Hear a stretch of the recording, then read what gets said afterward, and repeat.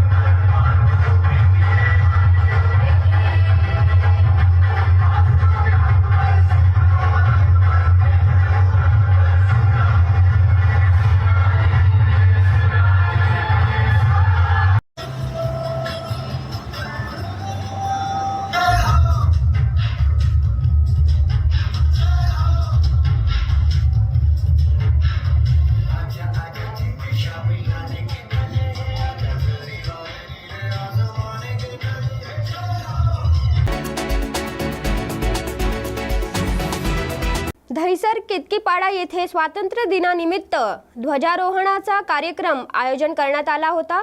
हे कार्यक्रम भाजपा कार्यालय केतकीपाडा येथे ठेवण्यात आला होता, जेथे भाजपा नेते सागर पवार, राहुल पवार व महिला अध्यक्ष हसीना शेख उपस्थित होते व सागर पवार यांच्या आईच्या हस्ते त्यांना ध्वजारोहण करण्यात आला।